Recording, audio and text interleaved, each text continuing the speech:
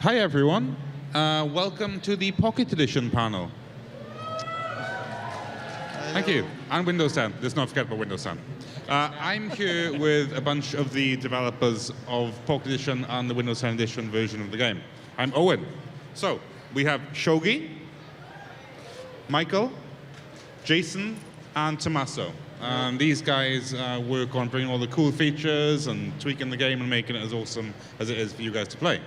So we thought what we do today is show off a demo of some of the new features coming to Pocket Edition and Windows 10.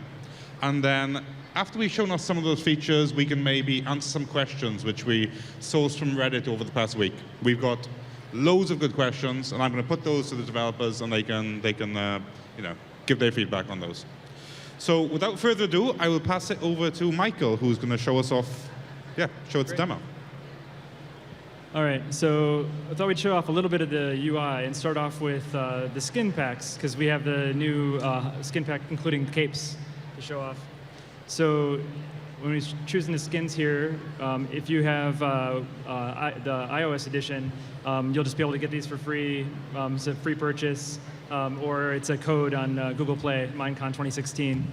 And as you can see, for each of the characters, we have the MINECON cape for this year, but also... So basically, everyone here can go on to their edition of the game and download this pack for free. That's right. That's awesome. And only for a limited time. Right, and it will go away, so if you want them, you got to go get them. Yeah. So we have the previous year's capes as well. So I've worked on the UI quite a bit, so I wanted to show that off a little bit. One of the cool things about getting a chance to work on this game is having such an incredible specification of what the game should look like, because we have the Java edition, which is incredibly popular. And so the spec is living, and we can see how should it look. But we also have the Pocket edition, which is optimized for touch. So we had to try to build a UI infrastructure that would meet the challenges of both. And we've more or less completed that now, and in .16 you'll see a lot of new UI that uses that infrastructure. I can probably choose your key. Settings. Let's do one of the current ones. Is this the first time we've put the capes into Pocket in Windows 10? It is the first time we've had capes in Windows 10. That's kind of cool. Nice. And in Pocket as well. So I think I can do the settings. Yeah, there we go. Yeah. So here's like an example of some of the UI that we built in this version. So we have all a lot of the options that used to be in Java edition are now exposed here, and we've kind of dressed it up nice, and it scales properly for small devices and large devices. And that's probably about all I'll say about that. But if you're interested in more about that, I'll be around the show floor. Oh, I guess one other thing I'd point out is that the infrastructure behind this for what should the screen do is all the same, no matter if you're in Pocket Edition or desktop. And then it's all skinned through just data-driven programming. So in the future, you'll be able to change this too. And as a mod developer, you just completely change the UI, make new UI. Cool. Okay, so Jason, you're going to show us some of the actual gameplay features coming in 0.16. Yeah. Everyone hear me? Yeah. Okay. So one of the features we came up with for .16 is we got the ocean monuments added in. So I got a level here that should have one. So I'm going to drink some potions quickly so I can actually see. And if I remember correctly, there's a temple just over here. Let's get a little closer. You can see it a little better from above water, but we'll see it when we get closer here. Or I could cheat and fly, but... Swim faster, Steve. It's Alex. Alex, whichever one You're just making it more dramatic as we approach it from a distance, so that's fine. I can do a quick cheat. Oh. It's a developer build. So you can see you got the monument here, you got all the prismarine blocks are all in the game now. There should be some guardians swimming around. Generally they like to hang out down here somewhere. They were there. Where'd they go? I'm sure we'll find some. So why was it important for us to bring ocean monuments into the game? Why is that something that we've got high up on the list of priorities to... Well, other than the squids, there hasn't really been a lot to do in the water. So having the temples in here, there's actually some more, there should be guardians somewhere. I think they didn't save out for some reason, but this is why 16 is not available yet. Let's go into It just creative. kind of adds a lot, some life, I guess, to the oceans, which would In here. normally be completely empty. But So. the temples are just really fun to explore as well. So they got these like gold rooms hidden out. So there's a gold room here. There should be some gold blocks in here. The guardians are fun. And, yeah, but Not there. there's gold. The gold is there, yeah. The gold is there. There's no guardians apparently, but let's get some guardians in here.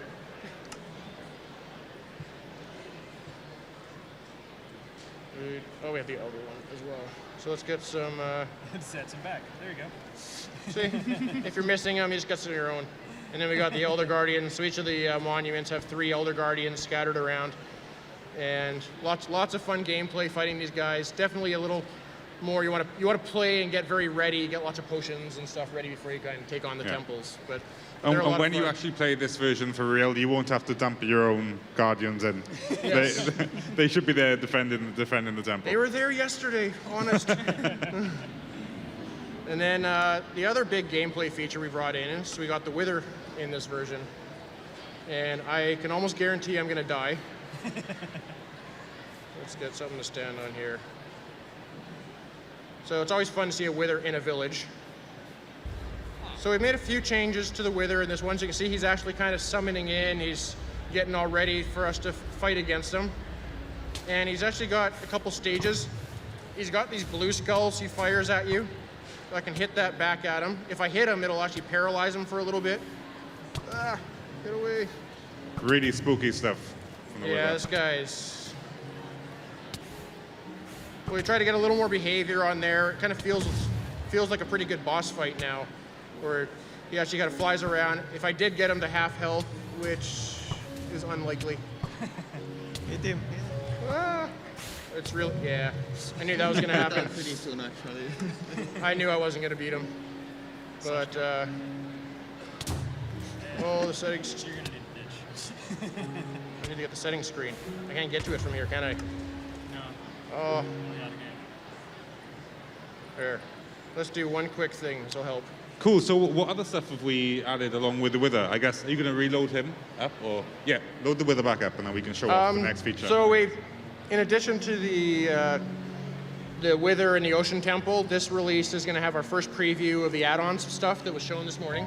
So that's where anyone can go in and start changing actual behaviors and building up your own things. Those can actually go up onto your realm if you want to do that. So you can actually make a bunch of changes to the game, have your friends join your realm, they can see your changes. So if you want to have rideable chickens or exploding pigs, or Seth Bling did a demo of an add-on that he made earlier today that had witches riding on the backs of wolves and husks that got bigger when they're in the sunlight and stuff like that. It was Very cool. Very, very cool.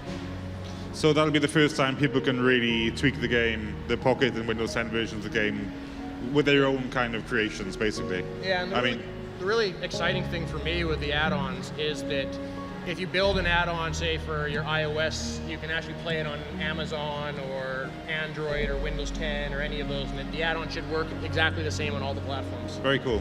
And we'll have more about the add-ons and the kind of more detailed information about how that works in a panel on Sunday, which Jason's going to be taking part in along with Michael. Yeah, cool. So we can... So what about we also bringing slash commands into this build, aren't we? Yes. Do you want to explain a bit about how that might work? Yeah, sure. So yeah, in this release we were adding sort of basic slash commands. There were like the top 24 that we had run into needs for across Education Edition, as well as community feedback. In this release we are going a little lightweight in the commands, so you won't be able to do like NBT. Since this is a developer panel, I'll explain why that is. The NBT data is basically a raw representation of what's stored inside of a block or an item or a mob, and it's very hamstringing to the development team for that to be exposed directly, because if you then make something and you use that data, we can't change it, or we have to later accommodate a sharpness 25 sword, because that's possible by changing the MBT directly. So we want to have a more controlled exposure of that, where we have the ability to change it without breaking your stuff. So that's our goal, and so you can look to future releases as we'll extend our basic slash commands to include functionality similar to NBT in a more controlled way that we can version and continue to keep working. Cool. And the other big thing for 0.16 is the ability to upload and download your worlds to realms. So you can take a world you've been working on in single player, and you can take that and put it into a realm so you can play on it with your friends or continue to do things together, which is a big deal. I think people have been waiting for that for a long time. So and as I think Jason alluded to earlier, that includes add-ons. So if you've prepared a world with all your favorite add-ons, you can upload that to realms, and then all your friends can play with you there. Cool. Okay. I mean, that was pretty snappy run through of the features from 0.16. So I think we can start answering some questions from the community if you guys would like that. Yeah. Cool.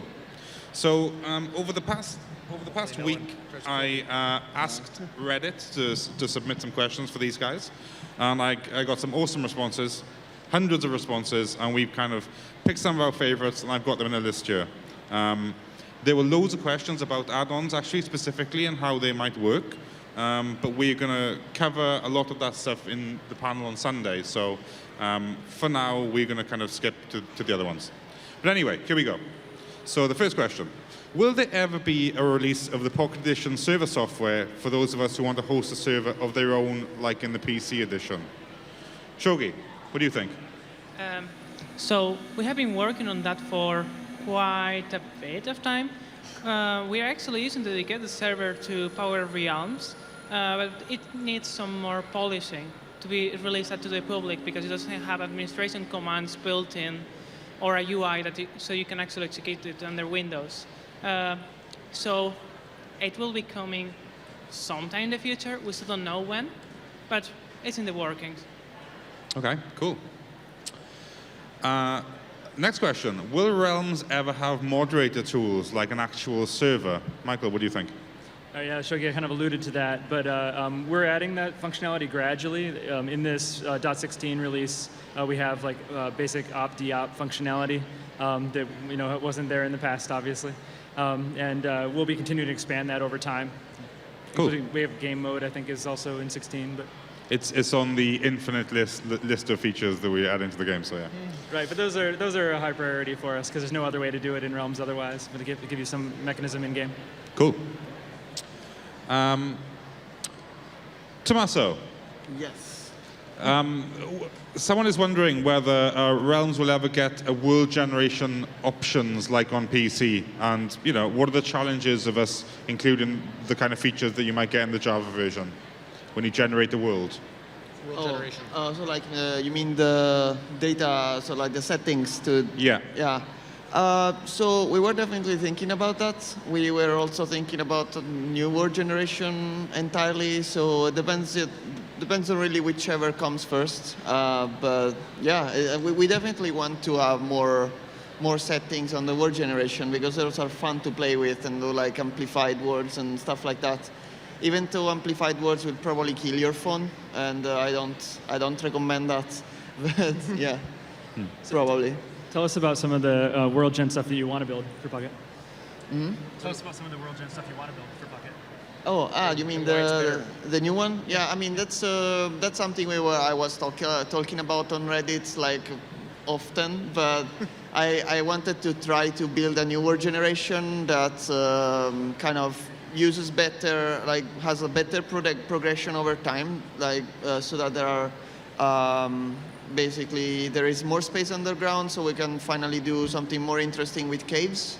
And so we wanted to, the idea was to raise the sea level to like, I don't know, 96, something like that, so that, to have more biomes underground and more interesting stuff to do.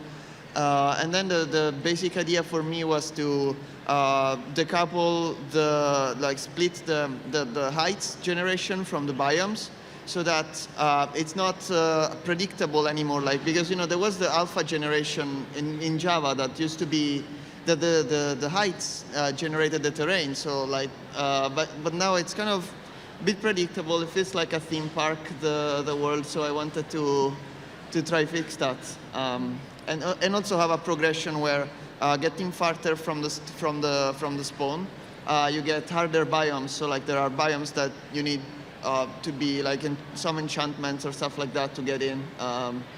But that I have no idea when that is going to happen, or if ever. But yeah. Okay, that was a very thorough answer, Tommaso.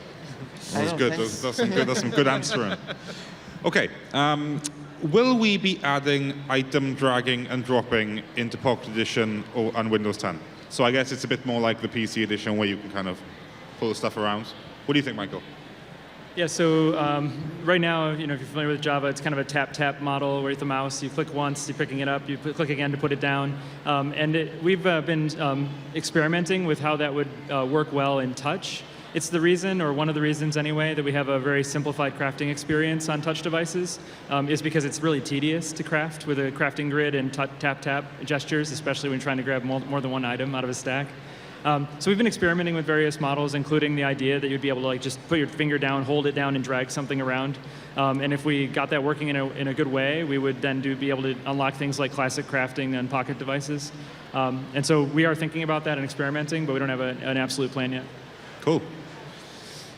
Jason, some people are asking whether they'll be able to use their Mojang account as well as their Xbox Live accounts to log into Realms. Do you think that might ever happen?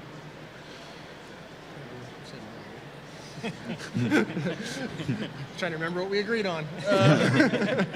Yeah, that's probably unlikely to happen. So we've solidified around the Xbox Live account for all of the Pocket and other stuff account. Yeah, not close enough. Okay. Yeah, so it's pretty unlikely that we're going to ever pull in two. We don't want to. There's a lot of logistical issues of having two sign-in accounts and tying those together, getting it all working right. So we've kind of solidified around using the Xbox Live for all of our sign-ins across the Pocket SKUs. Yeah. I guess the thing is, I mean, it's quite nice and convenient, but at the end of the day, it's going to get really confusing if you've got some people logging in with their old legacy accounts and some people with Xbox Live. So. Yep, exactly. I mean, it'd be nice, but it actually ended up being really, really confusing.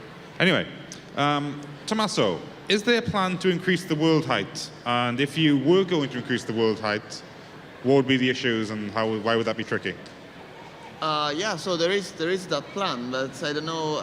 It's happening soon, at least. We don't know how soon, but I was working on that the other day actually. So yeah, it would be really nice to increase the word height. I posted already on tweet. I already tweeted a bunch of screenshots of like 256 and actually 512. But that's, I mean, 512 is not really happening because it was killing everything. But yeah, the matter with 256 is that just we need to do that without doubling the amount of memory you need to run that. And I mean, it's pretty straightforward. PC already has a bunch of methods to do that. So we're working on that. And yeah. Cool. It should happen soon. Okay, I'm going to read out this long question taken directly from Reddit. So the Pocket Edition GUI is convenient-ish for touch, but you've neutered controller use by refusing to put a switch into the options, not unlike your experimental hide GUI button. Put it under experimental and let it be what it is. It's 10 times better for controller users. 10 whole times. So, Michael, what's the deal? I mean, come on. This is my favorite question. 10 times better. Come on, man. Well, honestly, completely oversight. I would agree that the controller experience is better. We don't have a great deal of players who play controllers on like phones and tablets, but if you do that and you find that more useful, then great. We'll expose the feature. So I'll probably add it when I get back. Cool.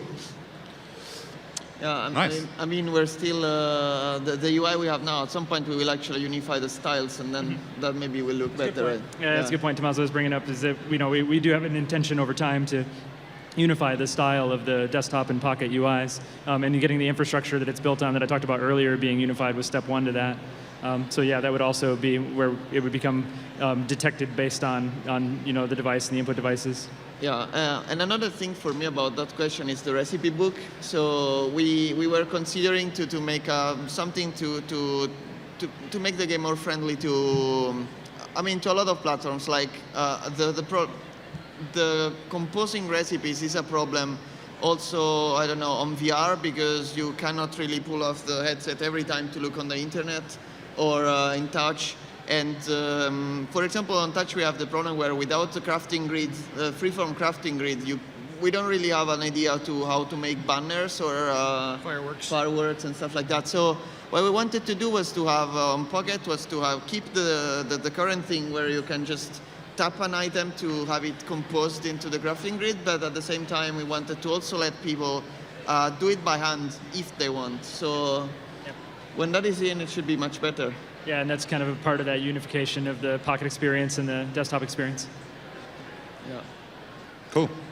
On that note, I mean, I've seen this question a lot. So basically, people are wondering when and if we'll be able to have some kind of cross-platform play between PC, console, Pocket, Windows 10.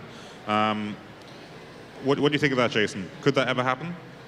Yeah, well, we already have cross-platform play with Win 10, Android, Amazon, all that stuff. Ultimately, our goal is to let people play with all the same, like you're not missing features on different platforms. You want to basically have all the features that you love in Minecraft on every version of it, no matter what platform you want to play on. Yeah. So, I mean, yeah, it'd be amazing, wouldn't it, if you could just all play together, and sometime in the future, that would, well, that's the dream, basically. It'd be awesome. Okay, a bit more of a technical question. Will pistons be as fast as in PC, and will one-ticked sticky pistons leave their block behind? Tommaso. I actually don't know even that much about Redstone. Let ask Shogger, maybe that guy down there. I actually know about this. Shogi, okay, tell us, Shogi.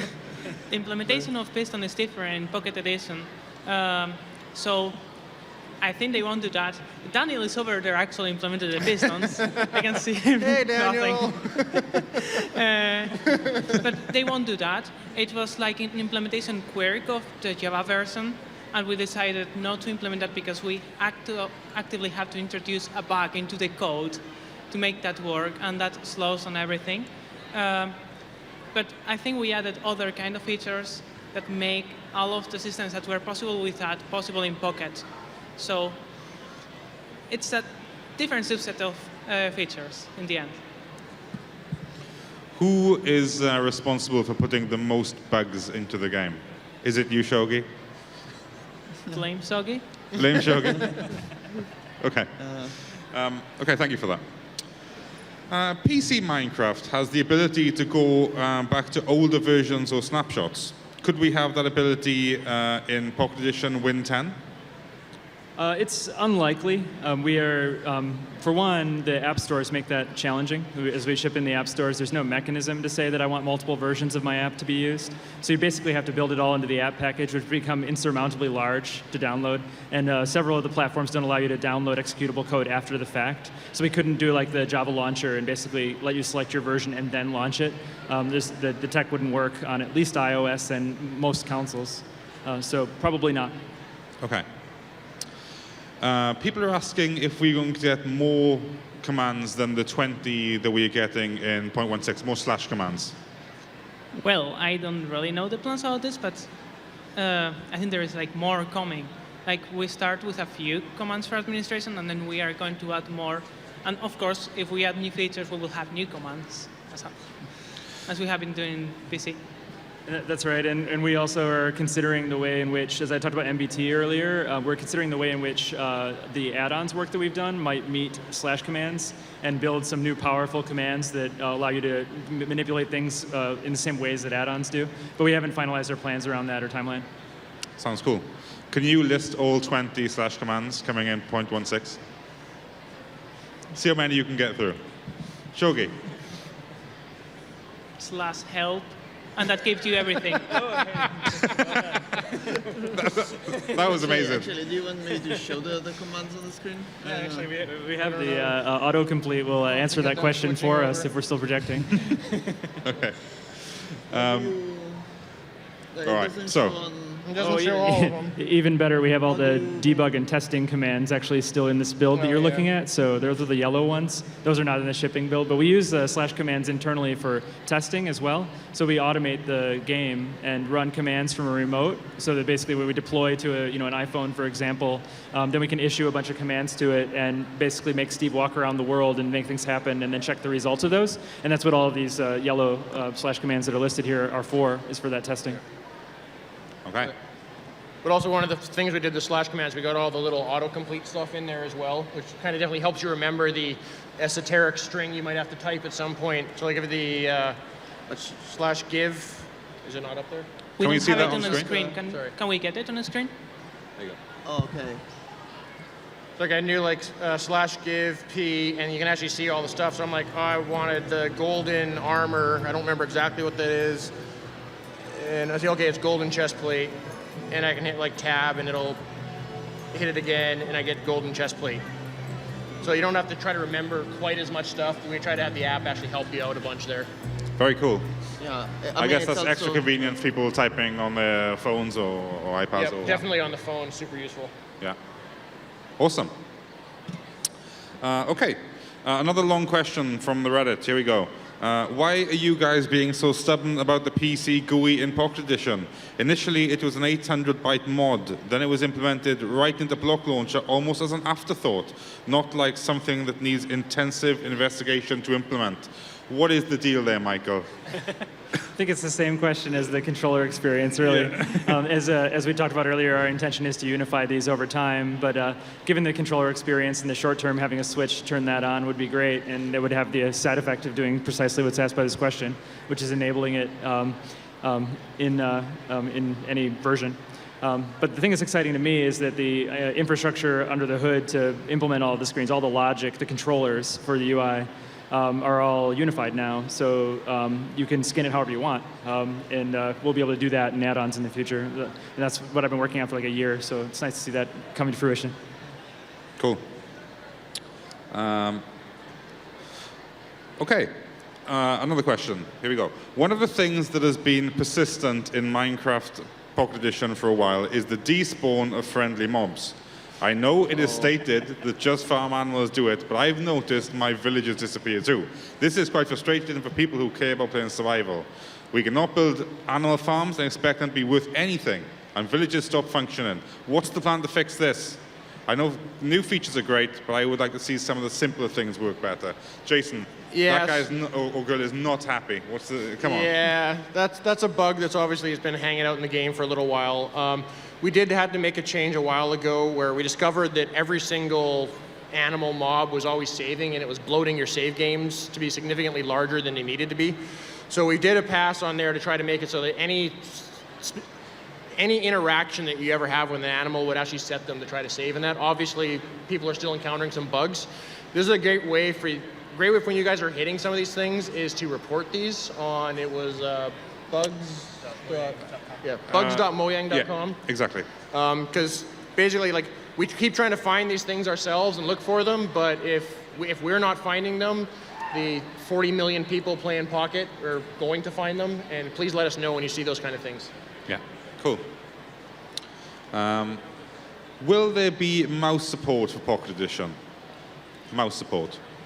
So I also worked before the UI, worked on the input system, and our goal was to basically make it input device independent so that the game is basically just responding to events. Like you send a jump event and the game will cause the player to jump. And then how that's mapped to an individual controller is a separate set of the code that we can easily extend for new input devices.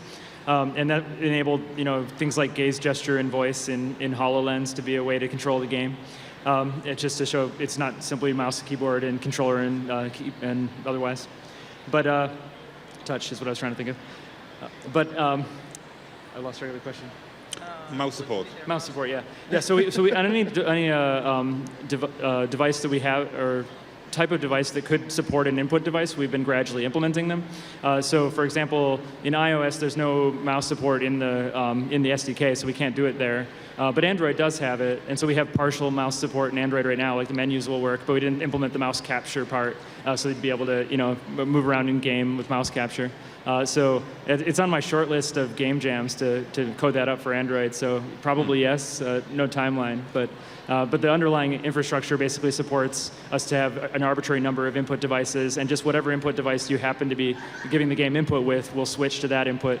I don't know if you've tried it on the surfaces, but if you just touch the screen, the touch controls appear. If you pick up a controller and give it controller input, the controller helpers appear, and it's our goal to make all input devices work on all platforms. Cool. I guess if you had like mouse support on a tablet, you'd need a keyboard. Otherwise, you kind of holding the tablet with one hand and like. It's true the mouse is not so good without a keyboard. You have to have some kind of secondary. Something to think about. Yeah. Cool. Okay, when will stained glass come to Pocket Edition? I really want stained glass windows. My houses aren't dark enough without black stained glass. Tommaso, people really want stained glass. Why are you being so mean and holding back on these things? They need their house to be darker. Is that a thing now? Yeah, they want a kind of more moody ambiance in their house. I see. Well, I mean, stained glass is one of the biggest things that's missing yet still. And the thing with stained glass is that if we just like drop the block there, it kind of works, but then it has glitches on how if you put different colors of stained glass one in front of the other, they will do weird things if you don't spend a lot of processing power to sort them correctly. So we just were putting off the problem of solving this, but we'll probably do that soon, like not the version after, but it's a very interesting problem also, because if we do that correctly, we can also do that for trees, and then it could even make the game faster. So that's the hang up with stained glass. It's not very simple feature to add, unfortunately. Yeah, fair enough. It's misleadingly complex because they kind of look simple. Yeah, it's like from my perspective, it's just blocks. The blocks that don't do anything. You just add them, right? Yeah, not really. It's a massive feature, actually. Okay. Okay, will Pocket/Windows 10 Edition receive an upgrade to the items when dropped? I think this person is referring to the kind of 3D spinning animation you might get on PC or console. Jason, what do you think? Yeah, that's one of the things we're definitely thinking about doing. One of the issues with it is it consumes more memory and more power on your device. So for the lower end phones and stuff, I don't think we'll probably ever have the 3D models on them. But for higher end, like the new iPad Pros and the Windows 10 version and stuff like that, I think it's definitely a feasible thing for us to look into. Yeah. So it's just a performance question of performance, really, and where you want to put that performance. Cool. Shogi, you look like you're gearing up for an answer. He's ready. When will the items and blocks in Pocket Edition Windows 10 have the ability to stack up when dropped instead of being scattered all over the floor individually? So that was an optimization made in PC, because items on the ground were taken individually and taken most of the time for taking chunks. I don't think we have that problem right now in Pocket. So I think it seems counterintuitive to have like an item flying around the ground and encountering like another item and getting absorbed into it. So I think like just flying, being individual items is okay. I don't know if we are actually planning to implement this, but I would like to rework it if it ever gets implemented. So stuff like that doesn't happen. Like transfer of inertia, like actual physics in Minecraft. Okay. Will we get an option to change world sizes like on Xbox in Pocket Edition? Some people don't want an infinite world, but we don't want a small one either. Maybe a small, medium, and large world size option. That would be good. And also putting an ocean behind the barrier so it's not just blank like in old worlds. Shogi, what's the deal with world sizes? Well, I don't know if we are going to have limited big worlds, but I think we have something called like block borders now, that maybe someone could add into their worlds, like generate all of it and then edit it to have it with other tools. I don't think there is a plan for it in games, though. I mean, also we'll port the actual PC borders at some point, which is pretty straightforward. And also I experimented with making a in-game border where the world literally ends and you just fall off and die. But I honestly discarded that because I thought that no one will care about not having the worlds be infinite. But if people care, that could even be an option, actually. Yeah. The problem with that is that if you use the world border and then you go to the limit and say, oh, there is like a monument on the other side, then you feel like, oh no, now I want to make the world bigger. So we actually have to think a way to have like a big island as the world.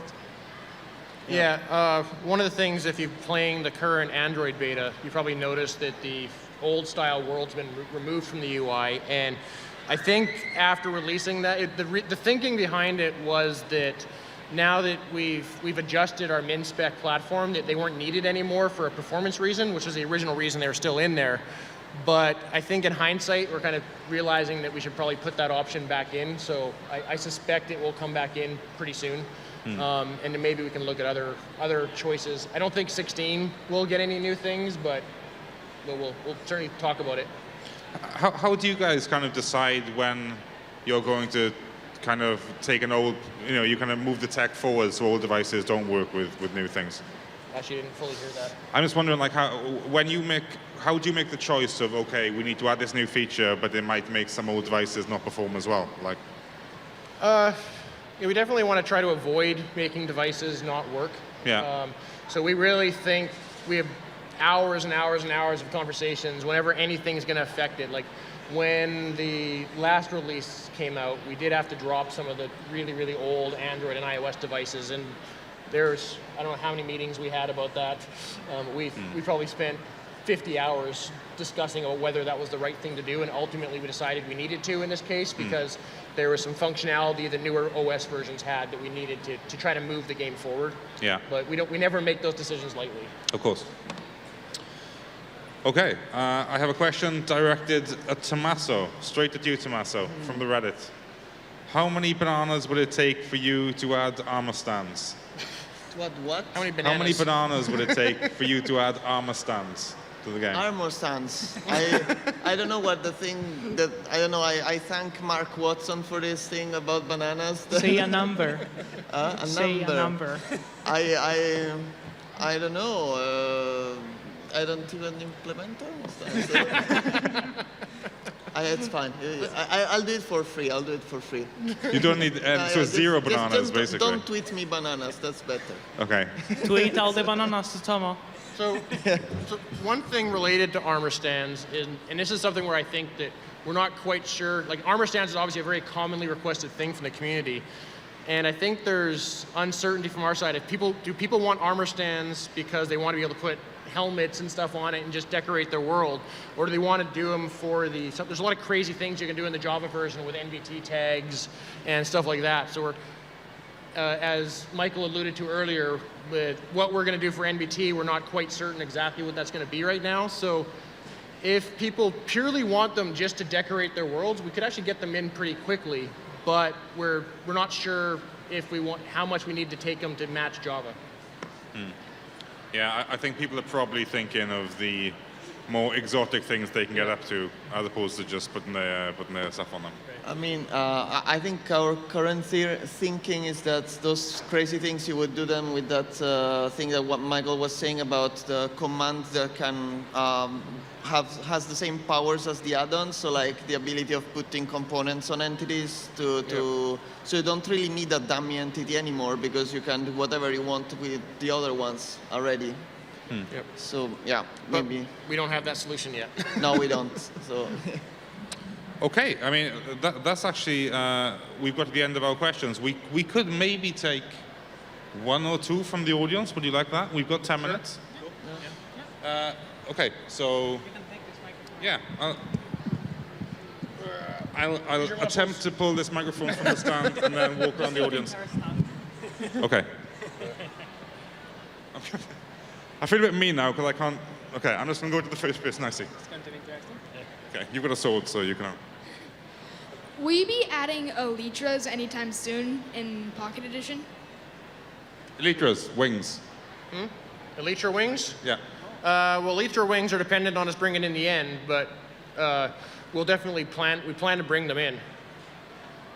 So, eventually it'll be there. Hi. Hi.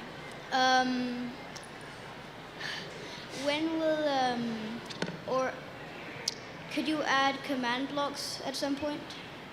Command blocks. Sure. Yeah, we'll be adding command blocks shortly. I won't announce an actual timeline, but it is actually already in development. But there's an important caveat there, which is that the slash commands that you can run right now are that same set of slash commands that we have added so far. And so the power of what you'd be able to do with a command block is going to be more limited than it is in Java at first. Eventually, presumably more powerful with the add-on support that we add later. Yep. I think that the future for actually minigames is add-ons because they let you do everything without interacting with sticks and everything internal to Minecraft. Would you be open to releasing some documentation on the protocol so that it makes it easier to update the open source Which protocol? hosting softwares until you release your own, of course? You mean the network protocol? Yeah. So I think this is a question directed for me. So in the last release, we updated most of the protocol. We wrote big parts of it. I think there is a lot of information now in the binaries to automatically create a protocol. I was in contact with members of the community to give them more information if they can't figure it out, but usually they are quite fast now. There is also a lot of automated tools that people wrote, that I also wrote, and they are still using those, and they wrote quite well. For official documentation, that seems, I don't know really. Yeah. Some source we have for information in the game itself is like the Minecraft wiki, which is not really official, I think. It's community-based, but we use it as well. Yeah, and also, if you make something official and public, then you kind of have to support it, but we're still a bit unhappy about how our multiplayer works, so we expect it to change a lot, right? Yeah, So- I still plan to change it quite a bit more. It's going to improve as well. Okay. Here you go. You were waiting patiently. When will the end be added? Oh. When it's done? Classic update answer. From the developers. Hi. So But I only it's done got soon. I only got here a few minutes ago, so you may have already said this, but from what I've heard, the Pocket Edition add-ons are just JSON configuration. Why can't they just include code as well? Is it code, you said? Why doesn't it include code as well? So actually, that's a pretty involved answer for that. We actually have a panel tomorrow, I think at 3:30, talking about add-ons and extensions and stuff like that Sarge and I are going to be doing, and we're going to dive into that question a lot. Yeah, so code is, the JSON is just the data, but that doesn't mean that there isn't code. That's being worked on. Yep. Okay, I'm going to take 2 more questions. So I'll come over here. Here you go. Do you guys have any plans to update the in-game controls on Pocket Edition? Can you repeat? Which kind of controls? The touch ones, controller ones? Yeah, the touch ones, yeah. I didn't hear the question. Yeah, how you mean improve them? Like, what don't you like about it? Actually, I don't know. Yeah, We've experimented with it. Tommaso refreshed it in what, 14 or 13? Yeah, 13. Yeah. In 13, and gave some more functionality. We had in 12 we added sneak and sprint, which weren't there before that. So it is an area that we always are cognizant of making changes to. We've dreamed of wanting to do like a D-pad that more is vector directional, so it's not just buttons. Getting the feel right and changing it for 40 million people is a little bit daunting. We don't want to do that lightly. If we did, we want it to be obviously better that everybody would get. And so we've done some experiments, but nothing that we were willing to, foist on all of you just yet. Okay, I'm going to make this the last question. So who should I pick? You. Yeah, here we go. No pressure. Last question. I'm an avid player of both the main PC edition of the game and the Pocket edition of the game, and I've noticed some of the stuff that is currently in the Pocket edition that is not in the PC edition, but they aren't, like, as far as I know, I'm not sure how the development goes, but as far as I know, there are not things that could only be exclusive to the Pocket edition, such as the dyeable leather horse armor and the storing potions in cauldrons and the observer block. I was wondering if you know if those are ever going to be ported to the PC edition. That's a good question. I mean, if you were going. So for the PC edition, we don't have a lot of control over what those guys do. It ultimately boils down to what features Jens wants to put into the PC one at the time. The goal is that we have the same features across all versions, and it really boils down to prioritization. So they have their releases, they have their specific features they're planning to put into the Java version. We have our features we put in, but we always talk back and forth between each other, and we make sure that whatever features we're pulling in could be in both versions. But we do have examples like the Husks and Strays, which just released, where that was one where we actually did it it was an experiment that was done in Pocket. The Java guys saw it, decided to put it in their release, and then we shipped it simultaneously in ours. So we're definitely kind of cross-pollinating each other, but it's just each project has their own needs and schedules and stuff like that, and that kind of determines when these things come in. And then there are also some technical things like the water that it kind of relies on having advanced, like modern shaders, so PC really can't do that because of technical limitations. Yeah, there are some of those. But yeah. Usually for each release, they go through the features that are in Pocket and not in PC and decide whether they have time to implement them or not, and if so, which ones. Yep. Cool. But well, also, yeah.